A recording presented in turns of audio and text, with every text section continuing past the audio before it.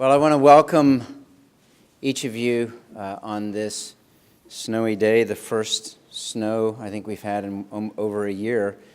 I, for one, was hoping that we wouldn't have any snow, but nonetheless, thank you for coming out. This is our third installment, if you will, of what we call Advancing Research and Scholarship Day at Boston College. My name is Tom Childs. I am a DeLuca professor in biology as well as the Vice Provost for Research and Academic Planning.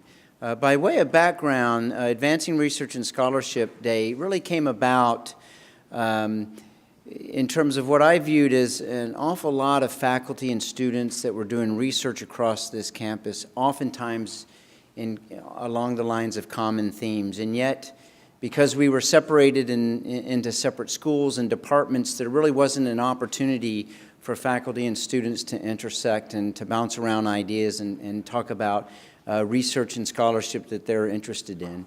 And so we decided to launch Advancing Research and Scholarship in order to have a discussion with faculty coming together, and the idea being that these discussions might lead to collaborations, they might lead to joint research projects, and really ultimately have an impact in the world, on the world that we live in today. This year's theme arguably is the defining issue of our time, that is protecting, building, and sustaining a habitable planet. Confronting human energy consumption, and complex problems of climate change requires rigorous research. The type of research is being conducted here at Boston College. But it also illustrates a complex problem, and this is really what I believe the world is confronted with today, unlike times past, and that is many of the problems are complex in nature that require both a multidisciplinary approach, but also what many consider a transdisciplinary approach. Throwing science at a problem as complex as global climate change, for example, is not going to be the answer. It requires input from not only the sciences, but input from expertise and faculty across the humanities and social sciences, political sciences, and economics, and things like that. And today, we're really going to see that come together. We are going to see today faculty from across the university that are focused on this problem. You're going to hear a faculty member in the history department talking about earthquakes. You're going to hear from our dean of the School of Social Work, who's going to talk about energy poverty in low-resource countries, notably India. We're going to hear from a faculty member in Earth and Environmental Sciences, where we're going to get into the trenches and look at global climate change. And we're also going to hear from one of my colleagues in the economics department, who's going to talk to us about our decisions how we make our purchases, and if we consider energy consumption and energy efficiencies and things of that nature when we make our purchases. We also have a panel discussion that will begin in the afternoon that will focus on the environment and issues of ethics and justice. And again, it really illustrates a snapshot of the expertise across this university. Dr. Deering from the School of Social Work will moderate the panel discussion, and we have faculty from political science, sociology, philosophy, nursing, as well as earth and environmental sciences that are going to come together and discuss some of the issues that are raised during the first 4 or 5 talks that we hear today, as well as some other issues that are relevant to our times. And perhaps most exciting to me, this is our 3rd year of doing this. And this year, we also have presentations by students. We have 2 undergraduates that are doing research in this area, as well as a student in the law school.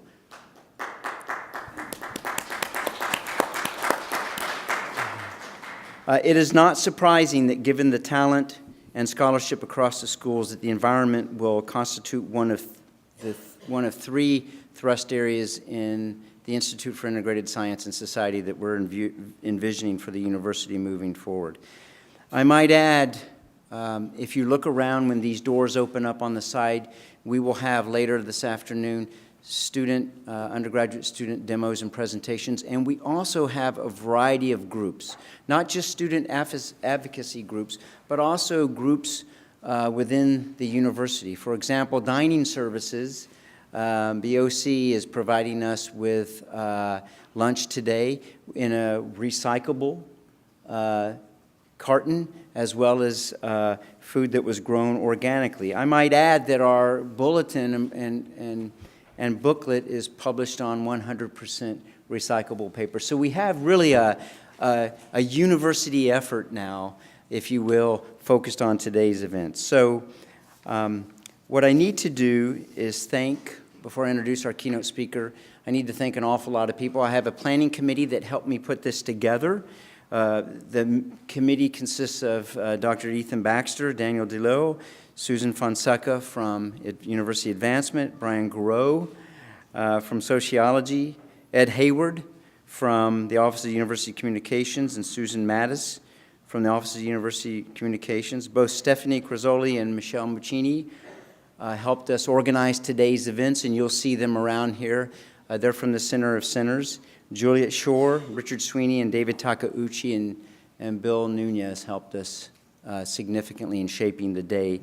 We have a lot of assistance from IT, Scott Kahn, as well as you'll see around here, Media Technology Services. So our keynote speaker today is Nathaniel Stinnett. Now, he graduated from the law school in 2005, and I learned actually today that his undergraduate degree from Yale University is in music. And Nathaniel is the founder and CEO of the Environmental Voter Project. He is a veteran senior advisor, consultant, and trainer for political campaigns and nonprofit advocacy groups. He has held a variety of senior leadership and campaign managerial positions in the U.S. Senate, congressional, state, and mayoral campaigns, and is a frequent expert speaker on political strategy and campaign management training at top universities. Formerly an attorney at the international law firm of D.L.A. Pepper, he is also widely recognized for his work as land use environmentalist and a state attorney. The title of his talk today is The Modern Environmental Politics, Big Data, Behavioral Science, and Getting Environmentalists to Vote. It is a pleasure and honor to invite Nathaniel to speak to us today. Thank you. Thank you. Thank you, everybody. It's a real pleasure to be back at BC, to see some old friends, Ethan Baxter and Zig Plotter. And thank you to Tom and Susan and Stephanie and Ed and everybody who has helped me get here and helped put this together. So thank you all. As I'm sure most of you know, there was an election recently, and we've got 10 or 15 minutes at the end of my presentation for question and answers. I imagine there will be plenty of questions, so I want to try to zip through what I've got to say so that we can get to those questions, because I know you've got a lot of stuff on the tip of your tongues that you want to talk about. The Environmental Voter Project is a nonpartisan nonprofit that focuses on just one thing. We're trying to fix the environmental voter turnout problem. And I'll go into what we mean by that. And all we do is we use data analytics to identify environmentalists who don't vote. And then we apply the latest behavioral science research to turn these people into more consistent voters. That's it. What I'm going to talk about today is three things. One, I'm going to give you a little bit of history as to why we started this nonprofit, the problems we're trying to solve, and how we solve them, because I think that'll help sort of define these issues and all of the research from many, many disciplines that we end up using to solve these problems. The second thing I'll discuss is how we use And I use we in a very broad sense, not just we at the Environmental Voter Project, but we very sophisticated political campaigns, including the presidential campaigns that just finished up. How we use data analytics to identify on an individual basis which candidates you might support and what issues you might care about. And these things are frighteningly accurate. And by the way, this past election proved that they were actually more accurate than people had thought before, not less. And then the third thing I'll discuss is once we find these environmentalists, because that's what we do, we find environmentalists who don't vote, what behavioral science research do we use to convert them into more consistent voters? So those are the three things I'll discuss. Some background as to why and how we started the Environmental Voter Project, the statistics and mathematical science that we use to identify these people, and then the behavioral science we use to convert them into more consistent voters. So we'll start with the story of the Environmental Voter Project. Ever since I was at BC Law School, when I was taking classes with Zig Plotter, I was also working for the Democratic National Committee. I've been involved in politics for a while, at all levels. And something always made me want to put my head through a wall. It really, really frustrated me, and it's something who, as people who care about the environment, you might be aware of already, if not painfully aware of. And that's this. When you poll likely voters in any election, we could be talking about a Newton City Council race, or President of the United States, or anything in between. When you ask those likely voters to prioritize the issues they care most about, climate change and other environmental issues are almost always at the bottom, or really close to it. And this has an enormous impact on how policy is made at every level, local, state, and federal. Because if voters don't care about a particular set of issues, why on earth would we expect politicians to care about those issues? If you think of politics as a marketplace, if there is no demand in that marketplace for a particular product, why on earth would it ever be supplied? Why on earth? And this is something that frustrated me on all the campaigns I worked on. Because even when I worked for really good environmentalists, which I normally did, we couldn't talk about the issues that mattered most to us.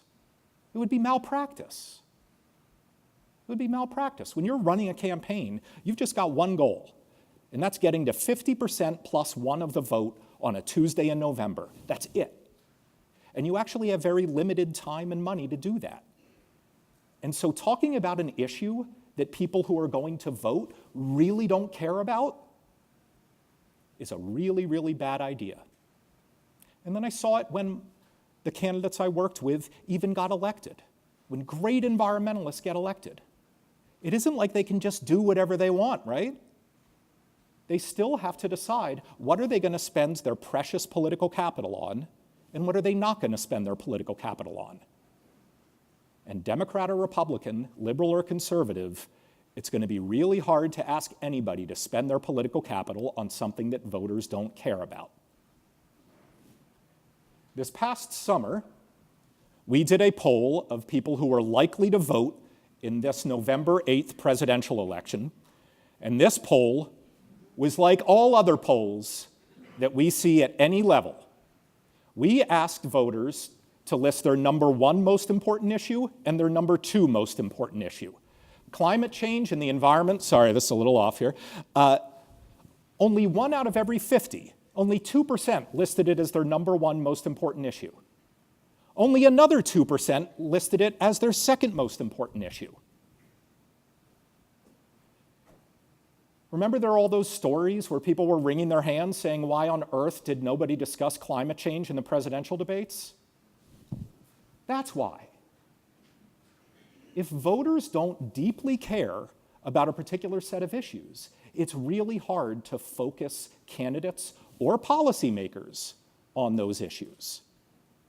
Because at the end of the day, any elected policymaker and anybody who works for an elected policymaker is going to want to get reelected. And it's really hard to spend your time and money talking about stuff that voters don't prioritize. And by the way, I should say, even when you word the poll in different ways, even when you're not asking for people's top 2 priorities, you're just asking about things that they really, really care about, or some broader question, climate change is still way, way down there.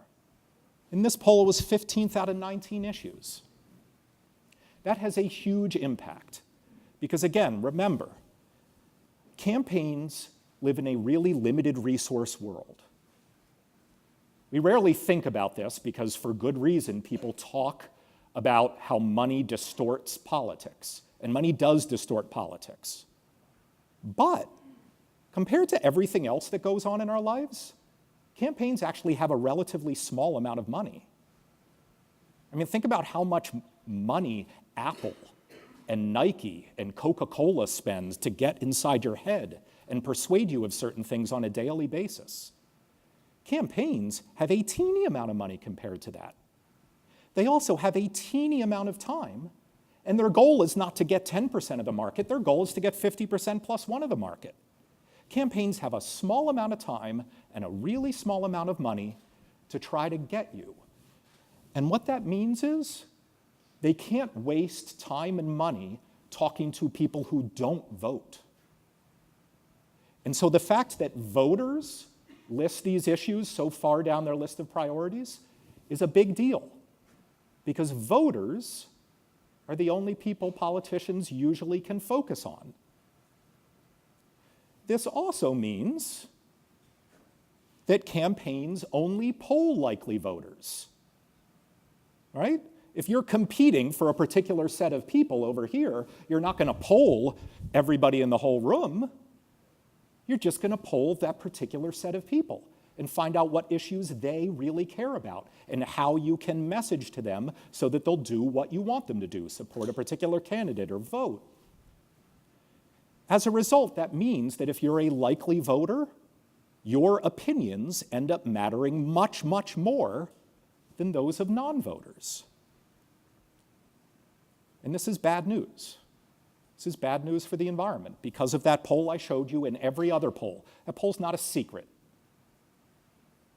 Every poll that politicians do of likely voters shows that climate change and other environmental issues are way down that list of priorities. And that makes it very hard, as I said before, for politicians and policymakers to concentrate on these issues.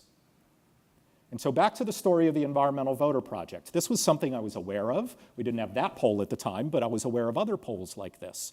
And it always frustrated me. It really frustrated me. But then after I got off a campaign, almost 3 years ago now, I was doing some work for a friend of mine who's a big national pollster, and I saw something that totally blew my mind. And I brought it to people who are some other pollsters, I brought it to some statisticians, I brought it to the heads of all the big national environmental groups, and they looked at it and they said, wow, that's really interesting, I wouldn't have thought that.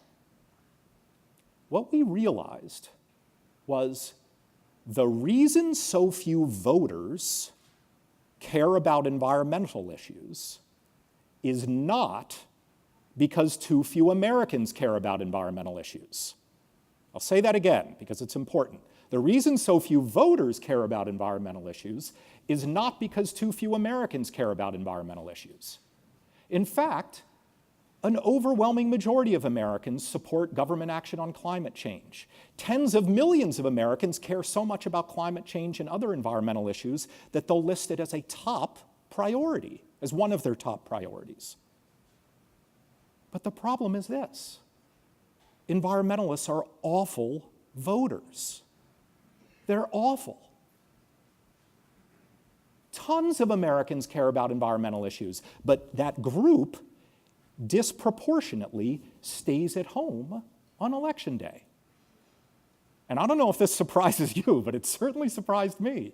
I thought, oh gosh, environmentalists must spend all their time like marching and voting and, going to farmers markets or something. I just thought they were really civically engaged.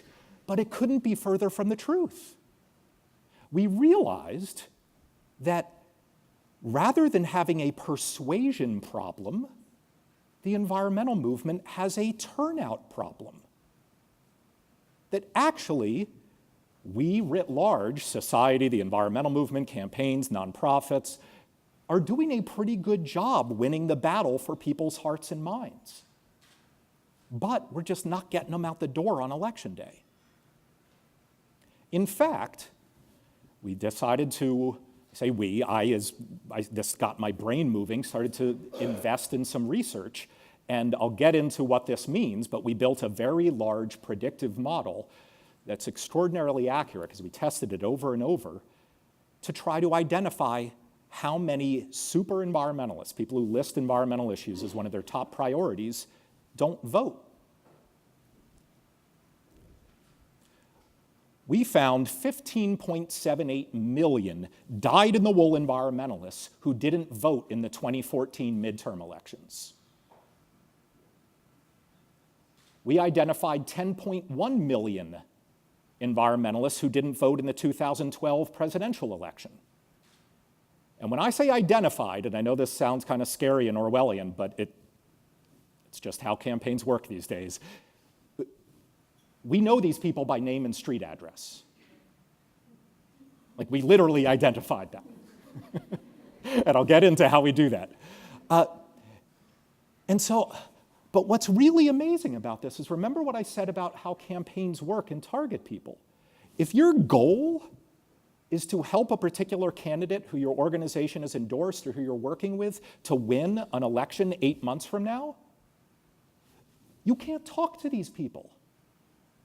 It's a really poor use of resources to spend your precious time and money talking to folks who are really unlikely to vote.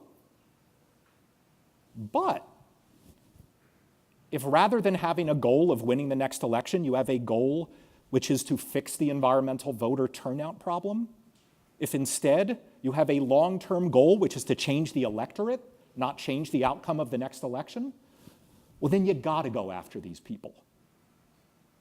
And that's when we realized that there needed to be a group that doesn't care about winning elections. Because once you are focused on winning elections, you cannot talk to people who don't vote. Or if you do, you can only focus really small amounts of resources on them, because you have such limited time. But if you're trying to change the electorate, if you're trying to solve this problem, then you should only focus on these people. And so that's what we do. We don't endorse candidates. We don't try to win elections. We're kind of like a big data version of Rock the Vote, but for environmentalists. We find these environmentalists who don't vote, and then all we care about is changing their habits. I'll get into this a little bit later, but I'll tease you with it now. We don't even talk about the environment. We test everything we do, and what we talk about is what's guaranteed to turn a non-voter into a more consistent voter. If talking about chocolate chip cookies would get these people to vote, we'd talk about chocolate chip cookies. Like, all we care about is finding people who are already convinced super environmentalists and just tweaking their habits a bit. Now, before we get into how we do that, let me just get a little closer to home here. In Massachusetts, we've identified by name and street address 277,250 environmentalists who didn't vote in our 2014 gubernatorial election. Anybody know how many votes that election was decided by? 40,000. And I should clarify, these are all registered voters. They're registered to vote already. They just didn't vote in this election.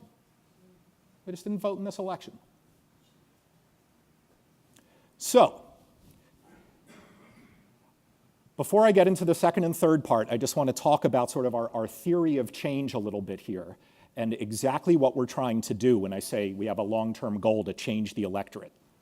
Some numbers. There are now 200 million registered voters in the United States. 200 million. And there are 200 little squares there. In the 2014 midterm election, 83 million people voted. I hope that's showing up. Can you see the darker blue things? Great. 83 million people voted. Not that much out of the 200 million registered voters, right?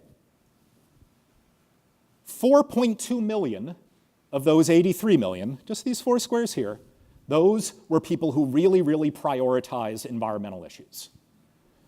If you're running for Senate or Congress in 2014 or running for governor, you're really going to spend your time talking about this stuff? If you get elected, are you really going to spend all your political capital on this stuff?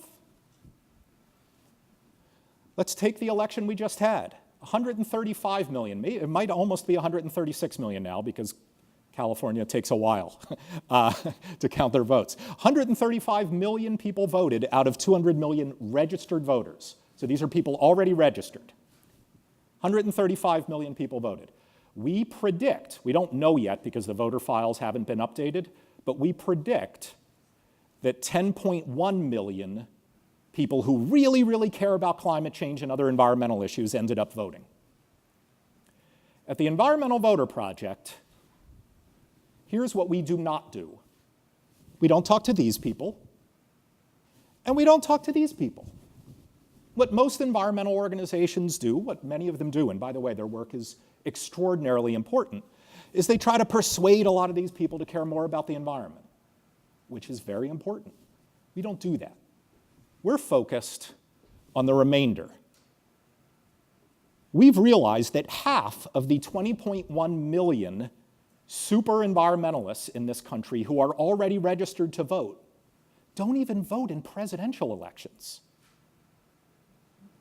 And geez, believe me, when we start getting down to state elections, state rep races, local elections, believe me, they don't vote. All we do is we focus on those folks up there, and we try to push them down into the electorate. We're trying to solve the turnout problem, not any persuasion problems. So that's what we're doing. We do three things, essentially. We use big data to identify these people. We also talk to some unregistered voters, even that 20 million, although that 20 million was or 200 million was just registered. And then we mobilize them. So let's get into how we do that. How do we accurately identify these individuals? Don't believe the hype about the Trump campaign not having a great data analytics organization. They probably had the most sophisticated data analytics and predictive modeling organization of any campaign ever. It just didn't fit the media narrative to talk about it. They also outsourced it. It wasn't an internal data group. It was a group called Cambridge Analytica, based in London, that is outstanding. They actually were the group that did data analytics for the Brexit movement. Surprise, surprise.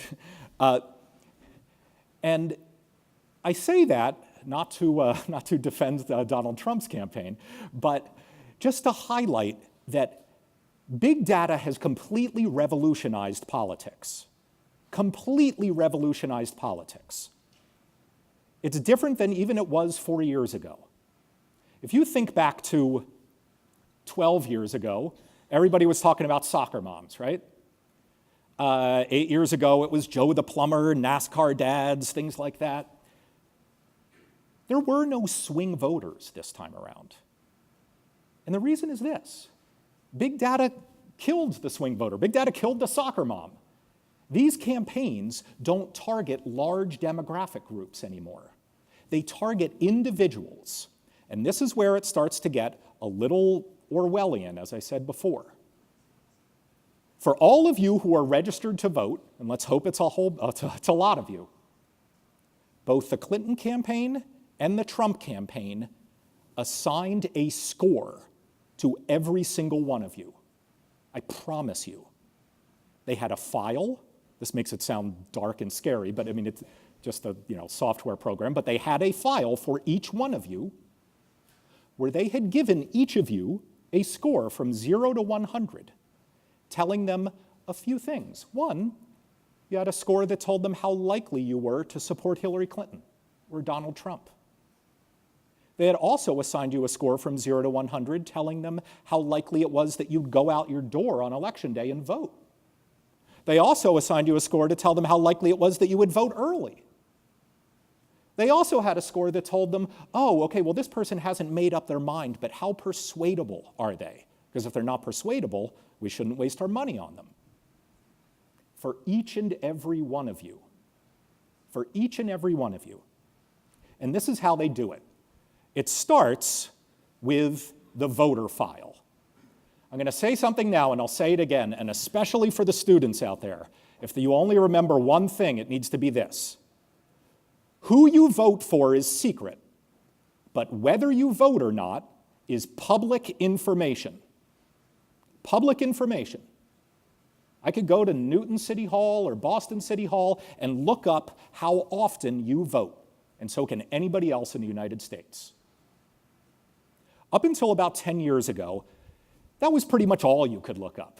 You could find out a little bit more demographic information about someone. You could find out their age, their party affiliation, their gender, not much more. And starting about 5 or 6 years ago, a few companies on the liberal side and a few companies on the conservative side started buying up tons of consumer and behavioral data points and matching them with people's records in the voter file. And this, you won't find this in City Hall. You have to subscribe to these services, and there are lots of privacy controls in place. But now, in this data-rich version of the voter file, instead of just knowing your name and street address and age and party affiliation and gender, I know where you shop, and what car you drive, and how big your mortgage is, and what magazines you subscribe to. And there are now thousands of data points for each one of us in these data-rich voter files. Yeah, like you should be squirming a little bit. It is uncomfortable. But this is the world that not just political campaigns live in, it's the world that most of our consumer society lives in too, to help target people. Now, the next step to build a predictive model is to not just use that raw data and use your gut. I shouldn't assume that because you just bought an electric vehicle and subscribe to National Geographic, you must really care about climate change. Like, how do I know, right? Like, maybe you bought the vehicle to look cool to your neighbors. You know, I don't know. The next step is to do what's called a predictive modeling poll. A predictive modeling poll, or a predictive modeling survey, is like the inverse of your typical poll. In a typical poll, you'd ask 400 people about 30 or 40 questions, and the information you'd get back would only tell you how broad demographic groups feel about the questions you asked. A predictive modeling survey is the inverse. You ask 1 or 2 questions of like 20 or 30,000 people. And I'll give you an example of the questions we asked. We said, what's your number 1 most important political issue? What's your number 2 most important political issue? And let's say 1,000 or 2,000 people responds that the environment and climate change are their top issues. It's then the easiest thing in the world for data scientists to use that information and look for all the hidden patterns and correlations and build a model that helps them predict who is likely to care about climate change and the environment. And then you just test it. You assign a score from 0 to 100 using all these hidden patterns and correlations. You find out who scores really high, and you call them up, and you say, hey, what's your number 1 most important political issue? Oh, climate change? Yeah, I thought so. Boom. And then you call the next person and the next person, and you test it and test it. These have been shown to be frighteningly accurate. When we tested our first predictive model, 89% of the people we called said that climate change or other environmental issues was their number 1 or number 2 most important issue. And if you think about it, this isn't that far different from what, say, insurance companies do. If people have ever bought life insurance here, you know, they ask you a whole bunch of questions. Say, oh, you know, you smoke 2 packs of cigarettes a day and don't exercise and love cliff diving? Like, okay, we're going to sell you a very expensive life insurance policy. But they take it a step further. They've actually predicted with all those data points, they can probably say, oh, that Stinnett guy is going to die like tomorrow. So sell him a really expensive policy. That's essentially what campaigns are doing too. I only have like 8 or 9 minutes, so I'm going to go really fast now. We've found out some interesting things about these super environmentalists. The first thing is this: behavioral data and consumer data help us identify environmentalists much more than demographic data does. And that brings me to my second point. Forget all the stereotypes about who cares about environmental issues. They may have been true 4 or 5 years ago, but now, especially when you talk about people who really, really care about environmental issues, not just support them a bit, a Latino grandmother living in Phoenix is just as likely to care about climate change as some hipster living in Portland, Oregon. We also found certain things, and I want to be really clear here. No single data point is predictive in and of itself. We combine a whole bunch of data points and test them and things like that. But certain things pop, certain obvious things, like if you are an agricultural or forestry employee, you tend to really care about these things. Other things are kind of odd. One of the data points that has the most predictive power for us, regardless of your age, is if you live in a home that no longer has a landline. Regardless of your age. I don't know why. Maybe it has to do with your willingness to accept new technology or something like that. I don't know. But we see that pop all the time. And when we test these models and assumptions that are built off this data point, it always is there. Another interesting thing, especially for this university, Catholic. We haven't been running these models for long enough to know whether this is a Pope Francis effect. It might be something that's recent. We don't know. But whether someone is Catholic or not is a data point that often points to, it often helps us find out how much they care about these issues. I'm going to skip over this because we're short on time, but once we find who these environmentalists are, we use canvassing calls, direct mail, digital outreach to find them. I can go into more detail afterwards if you're interested. But I want to get into the messaging that we use. Once we find environmentalists who don't vote, and remember, the whether they vote or not stuff is easy. Why? Because who you vote for is secret, whether you vote or not is public information. Once we find these environmentalists, we can just push all the super voters to the side and only concentrate on the people who never vote. And when we do, we use very well-tested messaging that is proven to convert them into more consistent voters. And I think the best way to talk about this last part, this how we message people to get out the door on Election Day, is to start maybe 10 or 15 years ago with how people used to do this, but no longer do.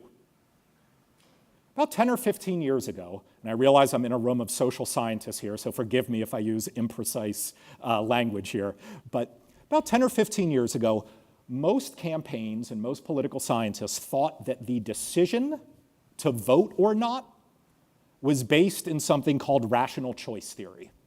It was essentially a cost-benefit analysis, and you would decide to go out your door on Election Day and vote if the burdens and costs of voting were smaller than the expected benefit of voting. The expected benefit being, oh, great, my candidate won, we'll get lots of wonderful things out of that. It was essentially citizens will vote if the value of voting is greater than the cost of voting. But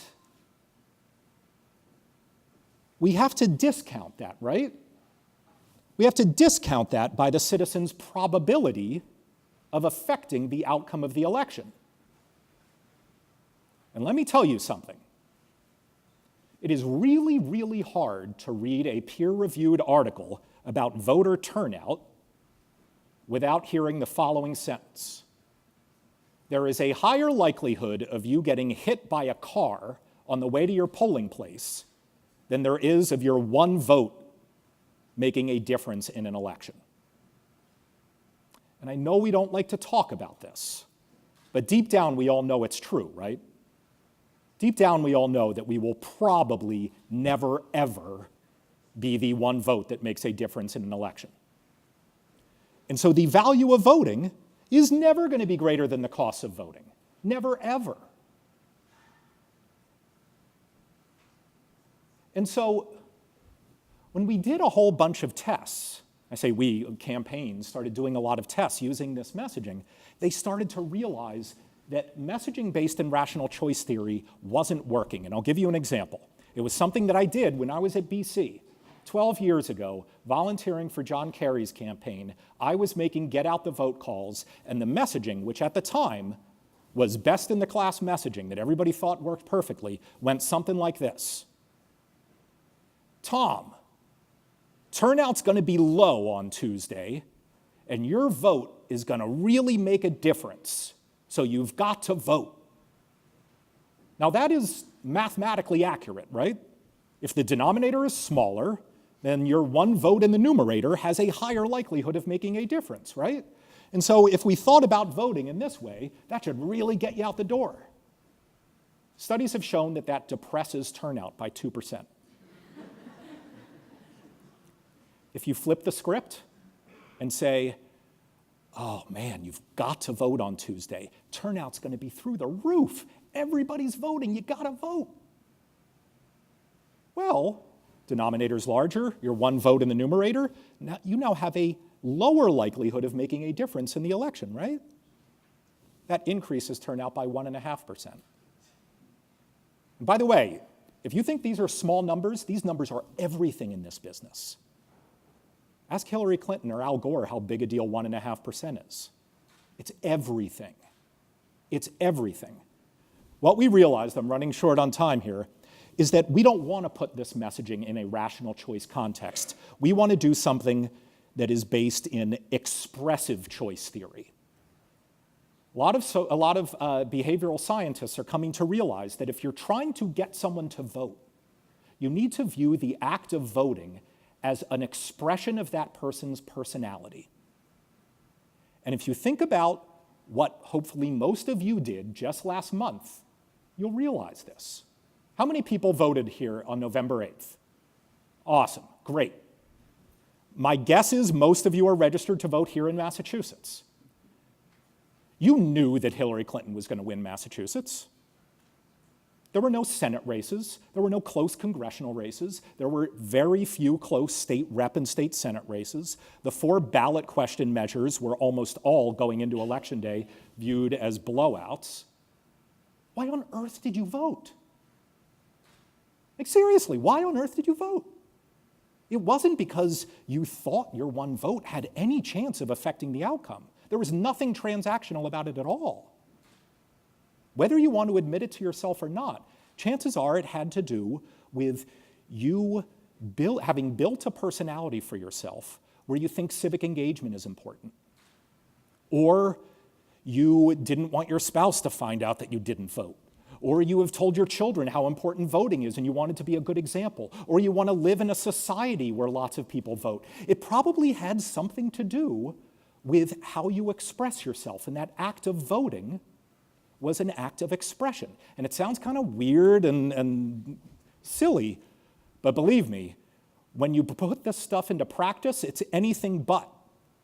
Because we're talking about peer pressure and social pressure. And when you use peer pressure and social pressure based in expressive choice theory, you can dramatically increase turnout rates. Dramatically. I'll give a very quick example. The most powerful way to get a non-voter to vote has been shown to be social pressure mail. And I'll just go into this one example because we're short on time. The first person who did tests around this was a guy named Hal Malchow, M-A-L-C-H-O-W. I think it was in Michigan. And what he did was, before an election, put together a piece of mail that was sent to people that said something like the following. Dear Zig, just wanted to remind you that there's an election coming up on Tuesday, and who you vote for is secret, but whether you vote or not is public information. We have included a copy of your voting history below that tells you when you have and haven't voted. We will be following up after the election to check with you on how your experience was at the polls. 6.7% boost in turnout. The next year, he did another experiment. Same letter. But he added a wrinkle. He said, "We are going to be following up after the election, and we're going to send mail to you and all of your neighbors, letting everybody on your street know who voted and who didn't vote." Don't worry, we don't do stuff like that. As you could imagine, people went nuts, right? Like heads exploded. They were calling up, whatever university this guy was at, they were calling up radio stations. Said, what? He ended up not doing it. He ended up not sending the follow-up mail.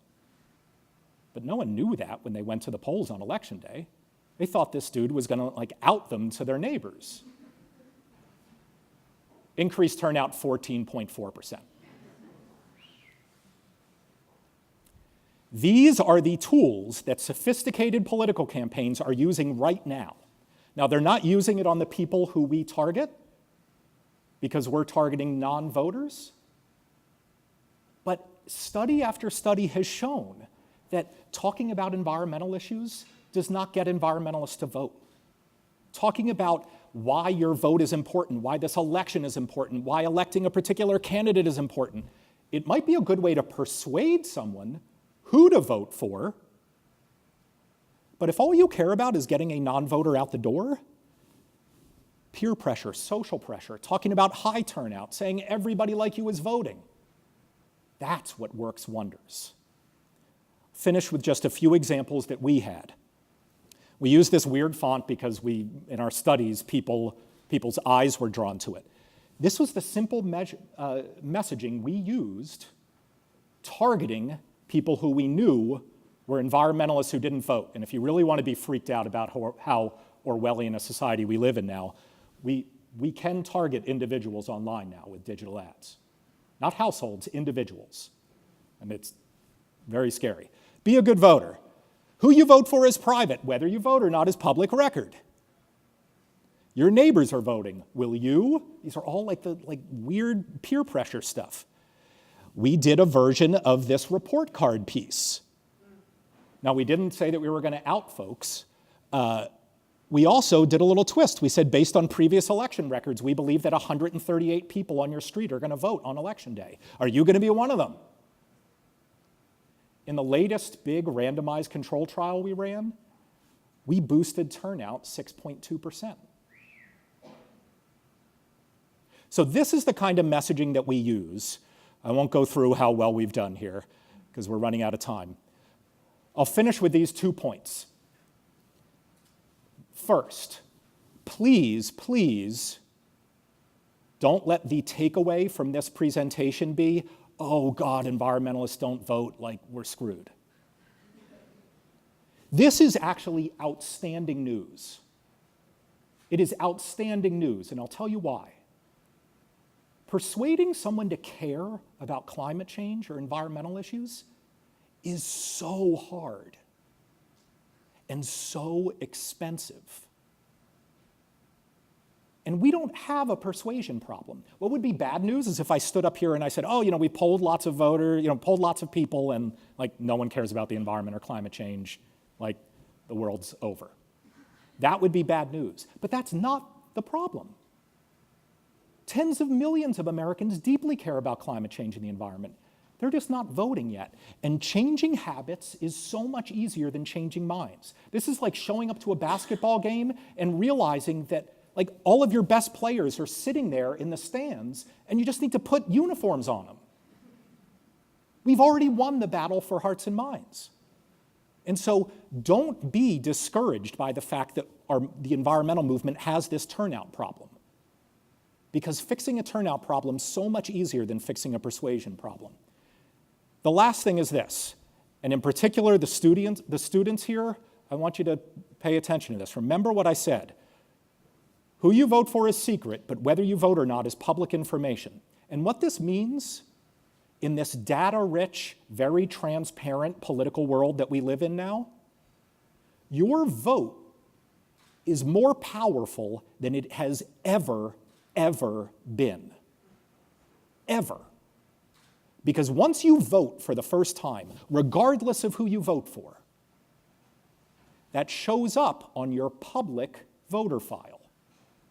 and it becomes a bright red beacon to every politician in the land. And they say, oh, that person's a voter. And you become part of what is unfortunately a very small and select group of voters. If this entire room were the country, and only these 4 rows were made up of people who vote in midterm elections, you've got to be in these seats. And so no matter who you vote for, even if your candidate never ever wins, you want to be in these seats because that drives policy. I mean, policy is not made on election day. It's actually the one day when policy is never made. Policy is made in the intervening weeks and months and years. And right now as we speak, even though we're all still hungover from the last election, there are dozens of polls in the field where people are trying to figure out what their legislative priorities for the upcoming year or 2 years will be. And they're only polling these people. So your vote has never, ever been more powerful. I'm sorry I went over. I hope we still have some time for just a few questions, but thank you. Thank you very much.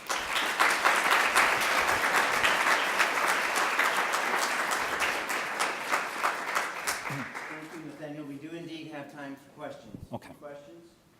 We have microphones on by the walls. If you could get up and use the microphone, that'd be great, so everyone can hear your question. I wondered if back in the early 70s, when we did see quite a lot of action on environmental issues with the founding of the EPA, Clean Air Act, Clean Water Act, if environmental folks who cared about the environment were more likely to be coming out in those elections. Right. So it's a great question. We do absolutely know that the facts you cited at the beginning of your question are true. Yes. Americans were much more concerned with environmental issues in the 70s, and in particularly the early, well, all throughout the 70s. We don't know if there were higher levels of voter engagement then. We don't, because it's only with the computing power and the statistical analysis that we have now that we're able to identify how individual voters feel about this stuff. You do see some, when you compare polls of voters to polls of just Americans writ large, you do see a little bit less of a difference back in the 70s than you see now. So my guess is, I don't know for sure, but my guess is the environmental movement didn't have as big of a turnout problem back then. That's my guess, though. Other questions? Yes, sir. In the election, I noticed in your chart that one of the last issues was infrastructure. Right. It seemed they paid a lot of attention to infrastructure, even though it wasn't, high-ranging issue. Yeah, so for people who might not have heard, in my poll, infrastructure was seen as a low priority, and this gentleman asked, didn't a lot of politicians spend a lot of time talking about infrastructure in the past presidential election? Yes, but almost always it was in the context of bringing back blue-collar jobs to a small number of states. So although they were talking about infrastructure, it was almost always just in passing to get to what is almost always the number one or number two priority of voters, to talk about jobs, and not just jobs, but blue-collar jobs in the Rust Belt, which, as we all know, was a very important place this last election. Other questions? I had a question, but yeah. Maybe we should have a student first. Okay. Come on, students. Any students with questions? Our generation is the one that's going to have to work this through. All right. I could actually maybe speak to that. James Madison didn't know the word media, right, but it's incredibly important. And you haven't talked about social media, and I'm wondering how that fits. Right. Many people haven't seen a hard copy letter for months and months, but social media is there. Yeah. So first of all, that letter experiment that I talked about, it was a randomized control trial that showed enormous impact. And so obviously, there were lots of people who didn't even open their letter. And you're right, lots of people don't open their mail. Yet even assuming that most people never read the letter, it still boosted turnout. So it's extraordinarily powerful. Social media is a great way to contact folks. And there have been some social media experiments that have shown the same stuff, this expressive choice theory, using social pressure and peer pressure to drive turnout. Now, nonprofits and campaigns can't do these experiments, for a very good reason. Facebook doesn't reveal your individual targeting data to allow us to match your social media profiles to the voter file. But Facebook can run their own experiments, and they did it in the 2014 midterm election. Many of you may have noticed on Facebook, this election and previous big elections, that you can say that you voted, and you get this little badge.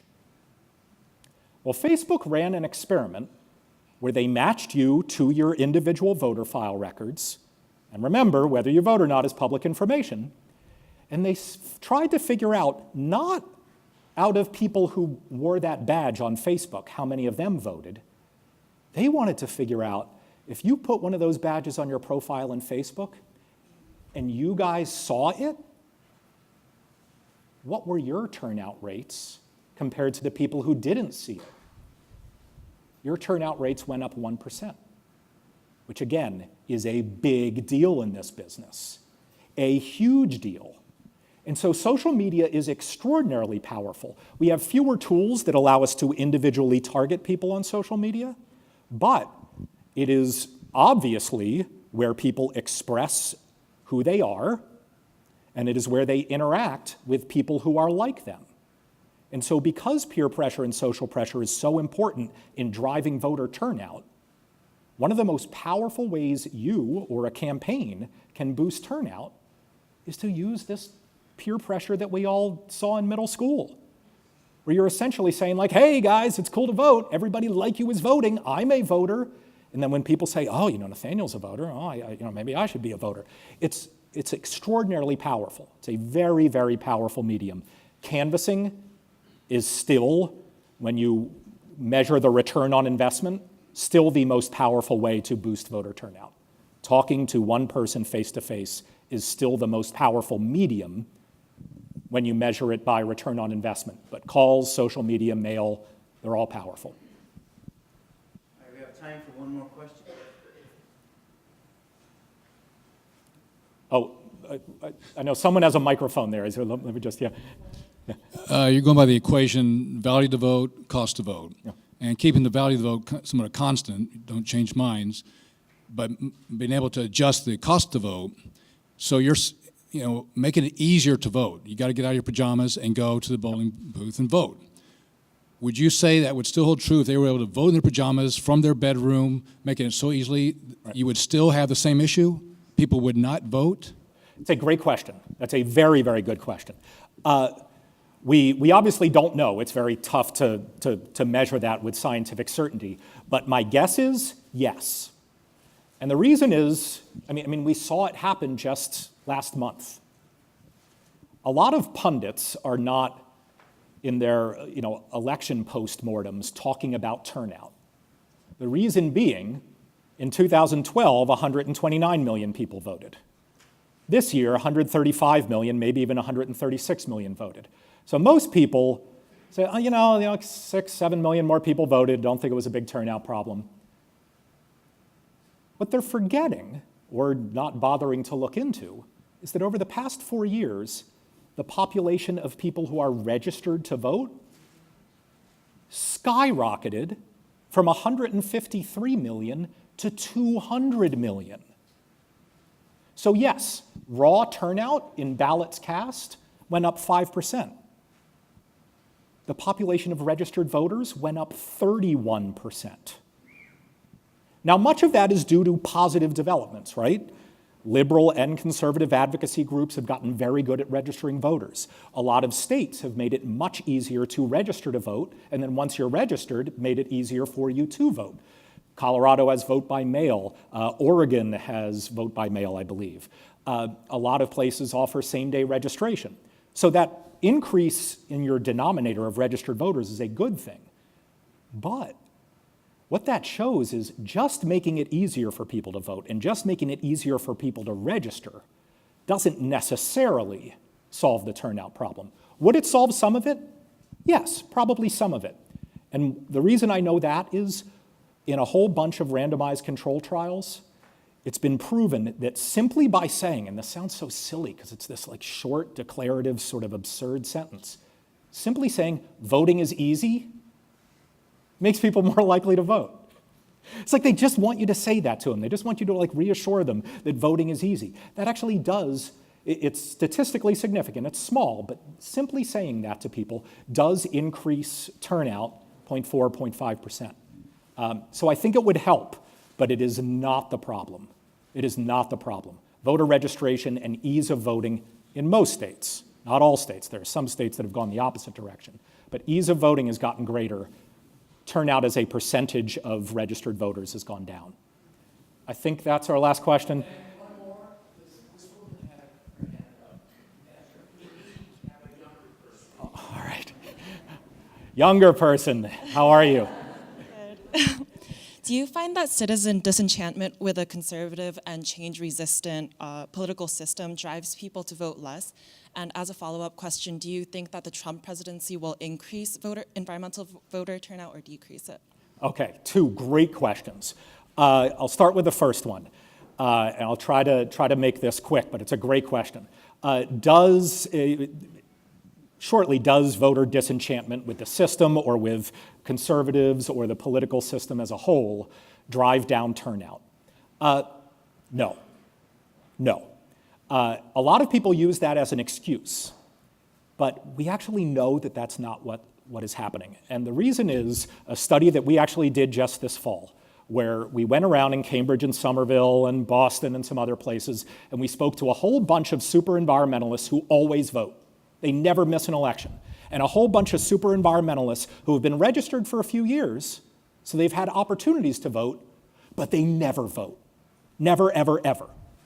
And all we asked them were questions about civic engagement. And by the way, they didn't know it was the Environmental Voter Project doing this survey. They thought it was Tufts graduate students. The answers between the two populations on a whole bunch of questions about civic engagement, about how important it is to vote, how responsive the political system is, how responsive politicians are, how important voting is if you care about the environment, the responses were the same between the two groups. The same. But then here's the second thing we learned. This group of people who never ever voted, when we asked them, when we said, when you don't vote, what are your reasons for not voting? Get this. The overwhelming majority of them said, oh no, I always vote. Now, remember, who you vote for is secret. Whether you vote or not is public information. We know for a fact that these people never voted.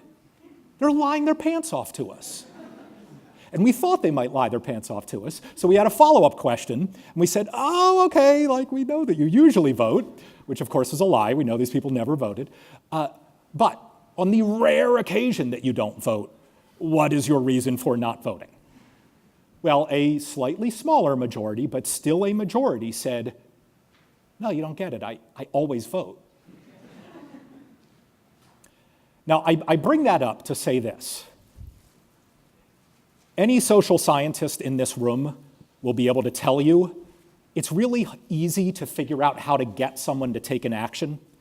It's really hard to figure out why they don't take an action.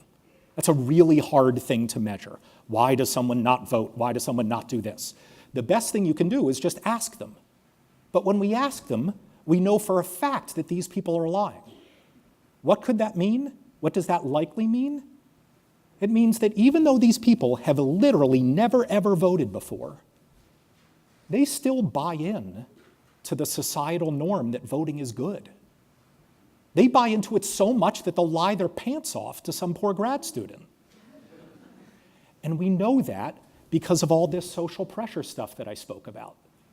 We know that the best way to mobilize someone who doesn't vote and get them to vote is to take advantage of that. Take advantage of the fact that even though they don't vote, they want to be known as a voter.